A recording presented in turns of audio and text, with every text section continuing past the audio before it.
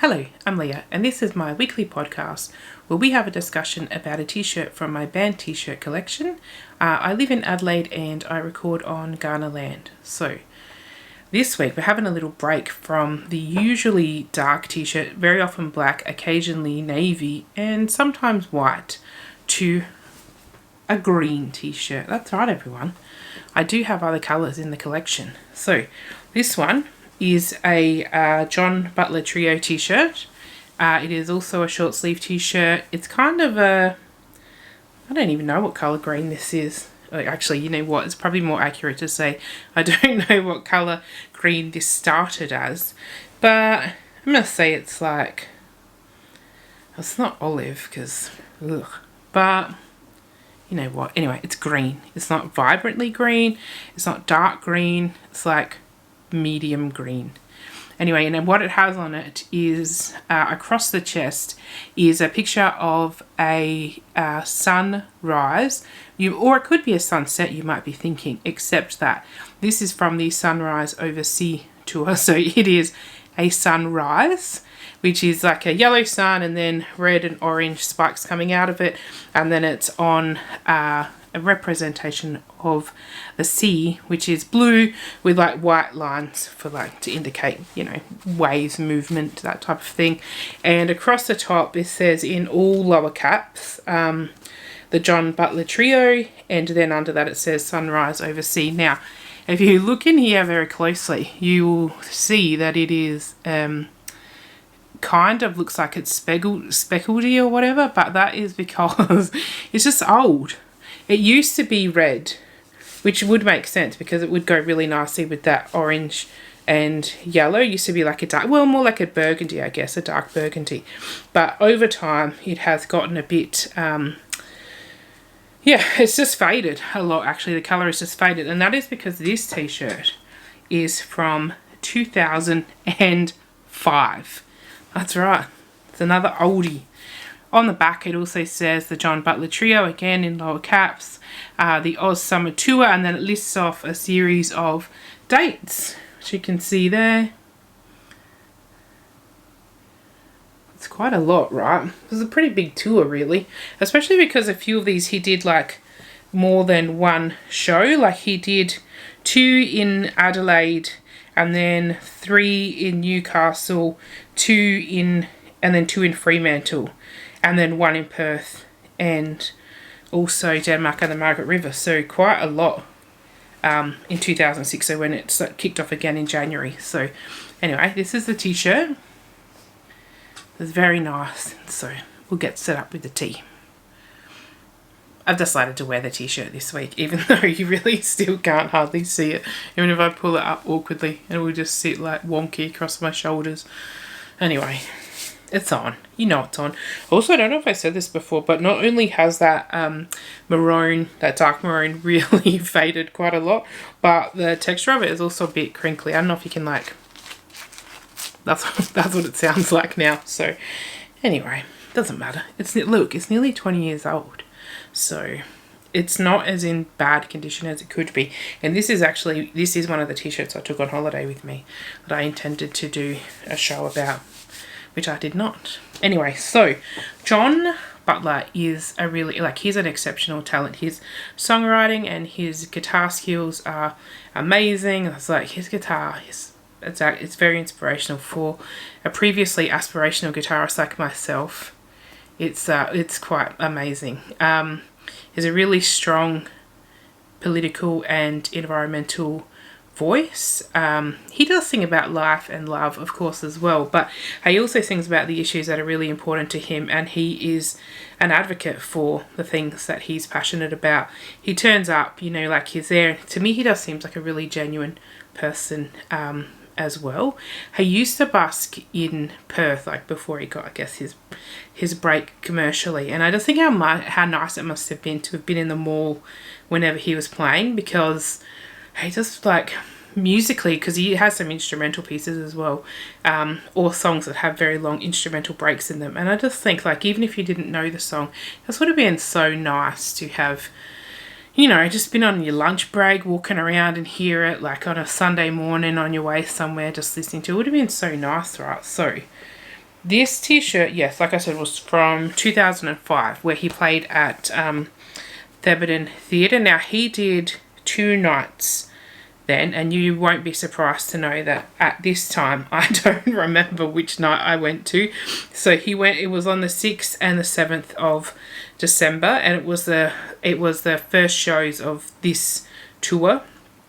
And yes, I don't know which night I went to now. I used to have ticket stubs, and I probably still have them somewhere, but I don't know where they are. And to be honest with you, they're probably stored in several different spots, because you know, like how you used to go and get your tickets and they would give it to you in a sleeve or a little envelope. And what probably would have happened is that I would have had one, then I would have put some more tickets in it and some more tickets in it, and then I would have put that somewhere and forgot where it is, and then when I got new tickets, that would have become my new ticket holder. So I have no idea where it is, and I don't know which night I went to. I have looked at the set list though, and it seems like he played pretty similar, which isn't surprising obviously on a tour that a band or artist would have like similar songs on their set list, like whether they I think this is what happens for some of them. Obviously, I don't know, I'm not a touring artist, but you know, they kind of practice this or rehearse this, and then decide maybe on the day or whatever which songs they're actually going to play. I don't think everyone does that. I think sometimes there's a very set list, so this is the show and it will be repeated every night. But John Butler, he doesn't play like that, because he doesn't even play the songs like that. I imagine that their rehearsal time is a bit looser, in the sense that like you never know what you're going to get. So on this night there was, I think it was about 14 or 15 songs, looking at the 2 different set lists, and that included like Company Sin, Zebra, Better Man, Damn to Hell, which is an uncharacteristically short song. It goes for less than 2 minutes. So even though I don't know which night I went, and so I don't know for sure which set list I saw, look, it would have been amazing. I know this, right? I wouldn't have bought a t-shirt if I didn't think it was great, and I wouldn't have kept the t-shirt and, you know, worn it to its crinkly state if I didn't enjoy it. So yeah, like I said, I can tell you that even though I don't know which night I went, you also never really knew what you were going to get, like whether you were going to get a 12-minute extended version of a song, or like, you know, like it was already like a longer song being like 6 or 7 minutes, and then you got a 12-minute version when you saw them live. And I'm sure that one time he was playing, because I'm pretty sure it was with John Butler Trio, they're playing with a band called Bomba. I think that was their name, or something very similar to that, if not.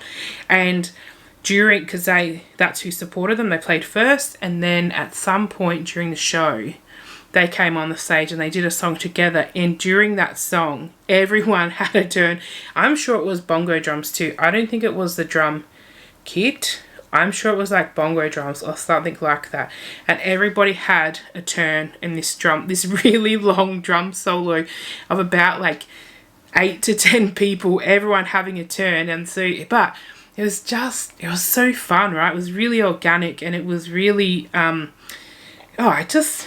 you know, when you're just seeing a thing and you're thinking to yourself, is this really happening? But you're just enjoying it so much as well that you just want more. So you're sitting there like, yes, this drum solo should be longer. this 5-minute drum solo should go even longer. But yeah, everybody on the stage cycled through and had a turn. And so whether it was actually bongo drums or some other, I'm sure it was drums, I don't know what drums now, was just like, it was such an amazing session. And I always think about it now. Like I still think about it when I think about, you know, those live shows. Yeah, so I've seen him more than once. I've seen him at Thebby probably more than once. I think at least one other time, because I'm pretty sure it would have definitely been at least 2 times, because I know that I went with 2 different groups of friends, at least 2 different groups of friends. So would have seen him at Thebby at least twice, and then I would have seen him at the big day out. And so there was a stretch where I went to like almost every big day out, because I reckon in the end I went to about 13 or 14 of them. No, it was 14 because 13's unlucky. It was 14, I reckon. And if he was playing, I would have gone to see him. Like, I mean, it would have had to be an extraordinary clash for me to have not gone to see him play. So, yeah. But if we go back to those shows at Thebby, I was trying to figure out when the other show was that I know I definitely saw there, and I've now, based on set lists, I've narrowed it down to 3, which is 2006, 7, or 2010. And the reason I know this is because he played Peaches and Cream in the encore, and in the set list he plays Peaches and Cream in the encore, and it's incredibly memorable, the actual show, if not the year, because you have to remember, I've gone to a lot of gigs over more than 20 years. He came to the very edge of the stage and did an acoustic version of Peaches and Cream, and I mean fully acoustic and unplugged, right? It was just him on the edge of the stage with his guitar, no mic, nothing, and he was getting ready to sing, and he was encouraging us all to sing with him, which of course everyone did, right?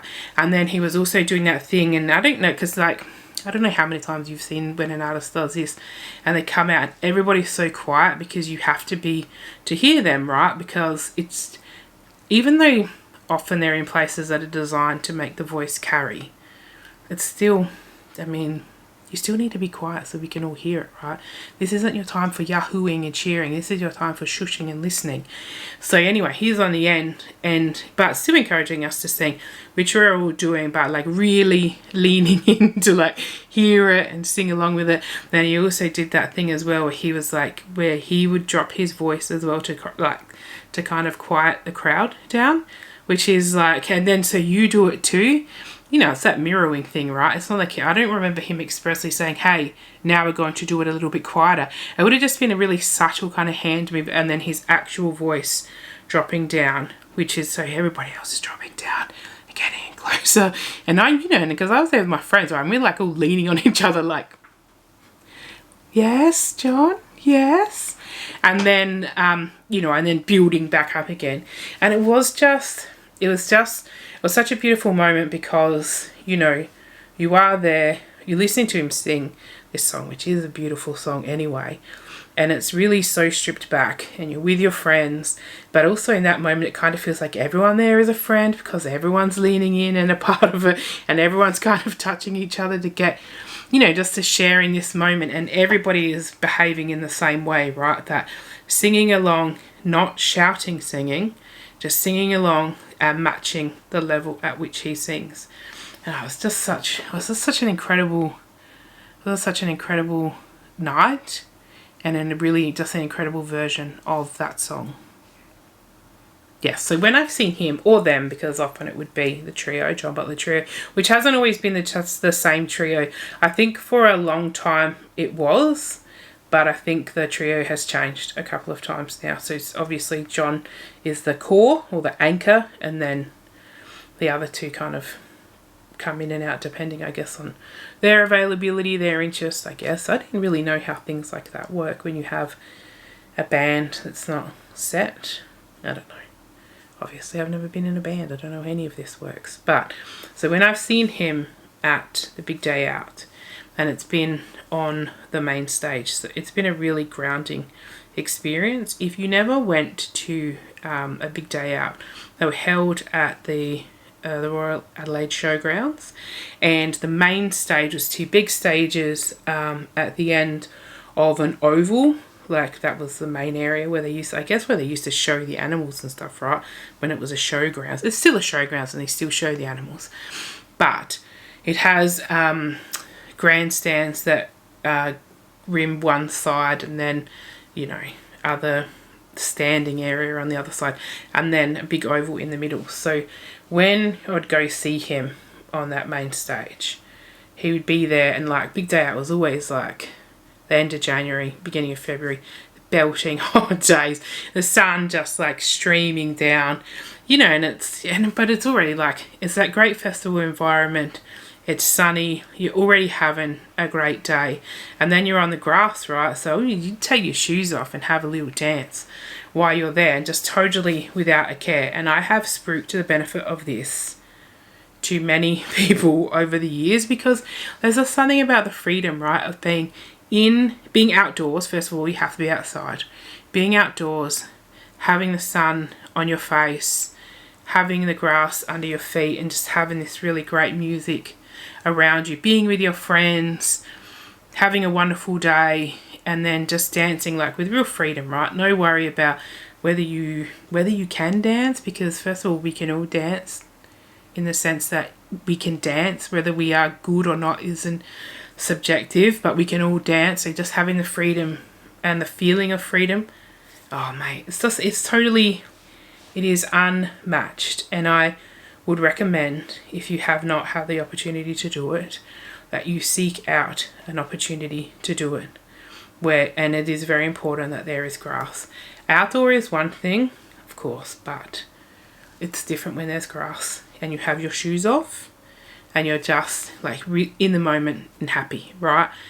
Although, you know what, I reckon it would be similar feeling if it was raining, because you got the rain just like pouring down on you as well, and your hair stuck to your face, and the ground like just really slowly turning a bit muddy. Like, that would be pretty cool too. I wonder. What do you reckon? If you've danced in the rain, in the mud, then tell me if that was good or not. If you've done either or neither, also tell me which one you think is good. Or if you have danced on the grass with the sun on your face and you didn't think it was so amazing, first of all, you're lying to yourself. Secondly, please explain, because it's just such a wonderful moment, and I will forever tell people to also try and have that moment. Actually, you know what I was just thinking? That actually for some people, that reason is not wonderful and freeing, and that's because dancing is something that you do in the comfort of your own home, or occasionally in the comfort of your own car, and it's not a public activity. So maybe that's why it wasn't a wonderful experience.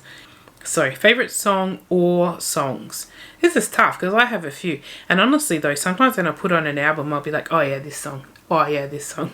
Oh yeah, this song too. I love this one as well. So, start with Treat Your Mama. This is about being a good person, right? Not judging people for dumb shit, doing the things that you believe in, and obviously treating your mama with respect. And I take this to be your actual mama, but also more widely our earth mother.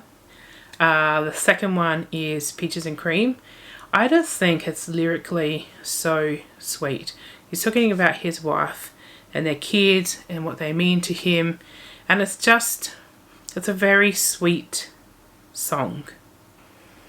And Revolution, which is, and I think this is lyrically great in a different way to the other ones. It's that, like, this one leans back more into that political sphere, and that, like, one of the lines I love is pay off those losers we elect to lead, stealing from the mouths we're meant to feed. And because it's so true, that's also because I'm feeling very disillusioned with our political system at the moment, and I just think, oh God, if we had an election, who would I vote for? So what is today? It's the 7th. So the UK have just had their election. Obviously, the period leading into the American election, the campaign for that is already in full swing and has been on for months. Secondly, I don't understand how they can be in campaign mode for that long. Oh mate, I would have voter fatigue by the time it came to actually vote. And I just think, thank God, I don't have to vote for anyone now, because I don't want to vote for anyone. Anyway, so this song in particular is like, I'm not loving what we've got on the table right now. Now, I'm pretty sure I've never seen this song live yet. However, I will see it one day.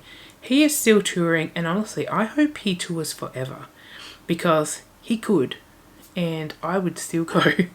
You know, because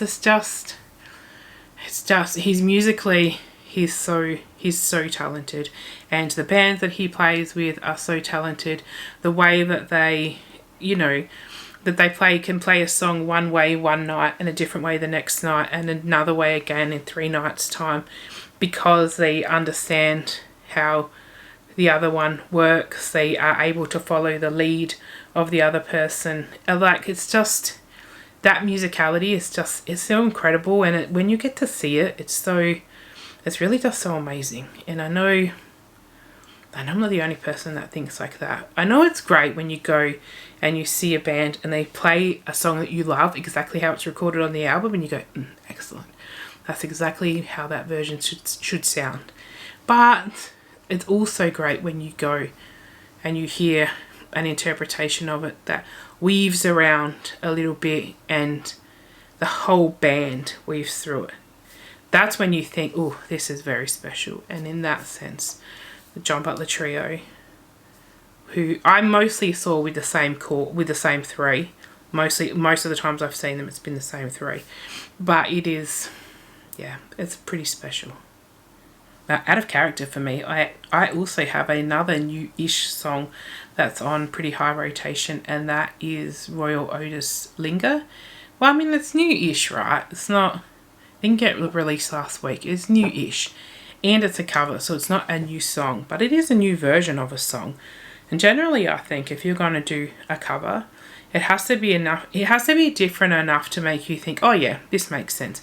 If it's exactly the same, then you do think, what are you doing? We'll just go to the original. We don't need this. It needs to be a little bit different. And the Cranberries had such a distinctive voice with Dolores. Covering that is, oh yeah, super risky, right? Very risky. But I think, for me, I like this because it's pretty stripped back. It feels like the timing has been slightly changed, which adds a new element to what is a very well-known song. I would say it's probably their second most popular song after Zombie, I think. I'm trying to think if there's another one where I go, oh, no. If somebody asked me to name, like Cranberry songs, I'd start with Zombie, then I'd go to Linger, I think, because it's just, I mean, it's so well known, and so covering that is very risky. But I think that this is easy listening in the sense that it's pretty stripped back and it's a different type of voice. It doesn't try to mimic her voice, because that would be a flat out disaster. Anyway, so that's why I enjoy it. What do you think about covers? Yes? No? It depends. That's me. It depends. Depends on what the cover's for. Is it any different? Does it add something? Is it a cash cow? What are we getting here? So, an artist I wish I'd seen, and it is a wish this time because I definitely won't get to see him. It's Jeff Buckley. He, again, supremely talented, and I love Grace as an album so much.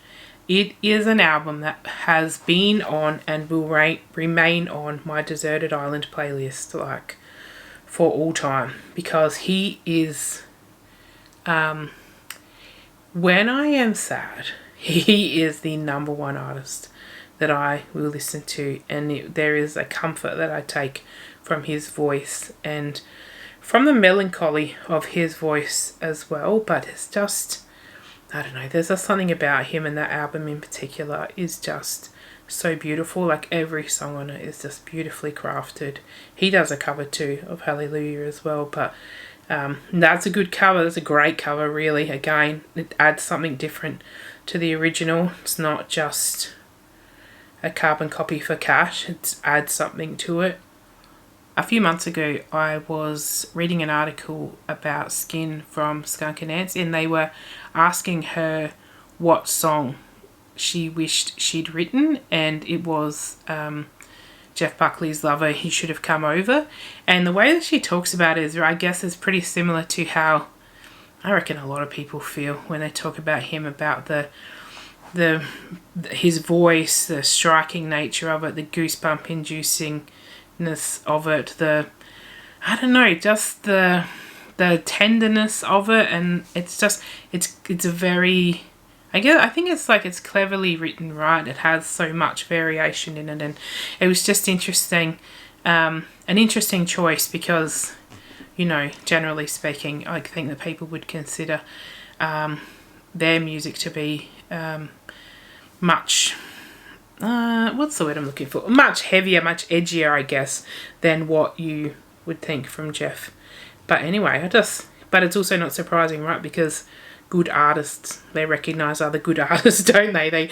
They know their talent, they understand how things work really better because they themselves know what it takes to do the things that they do. So they know what it takes for other people to do things. Anyway, I just thought it was an interesting article when I read it, and I was like, oh, you must make a note of that. The link here then between John and Jeff is that when people talk about seeing Jeff Buckley live and the band that he toured with, it's the way that they played together, that it was really natural and really intuitive, that Jeff would go on in a particular direction and they knew and followed it, and it wasn't because it was rehearsed that way and it was the same thing on repetition. It's because they're all very talented musicians, they're all very well connected and really understood each other, and the way that they thought about music, and so they're able to play in this way that's really natural and organic, which is to me must just seem so amazing, right? To be leading something and to have the confidence that the people with you will follow and will help you create this one-of-a-kind experience for the people you're with that night. I just think it would have just been so amazing to see, and I wish that I had seen it, because that musicality combined with Jeff's incredible voice would have just been like, you know, just so good, right? So good. So he died in 1997 and like aged only 30, right? Which is so young. And, you know, of course, when we talk about people like that, when they die so young, we think about like the loss of the talent too, like the potential, what more we could have seen or what would have come next. And so that's sad, obviously. And then when you think about their actual family and friends, like, of course, that's incredibly sad too, right? Because that's the people that know them, that love them, that miss them every day.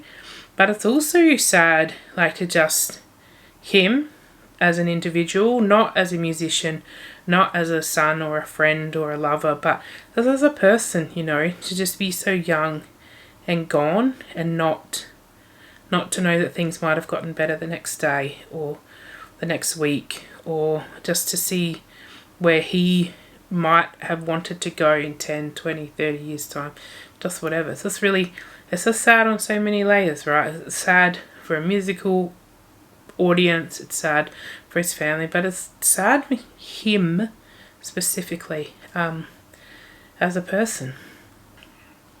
Well, I guess on that cheery note then, no, look, to be honest, so look, incredible artist, incredible album, definitely, if you haven't listened to it before, you haven't listened to it for a while, just give it a little spin, and you'll be like, yeah, this is so good.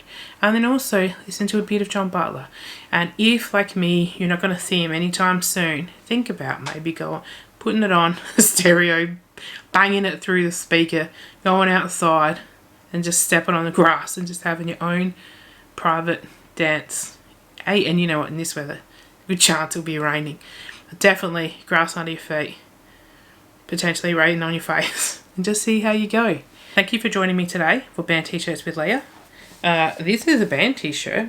This is Leah, and this is goodbye. Bye.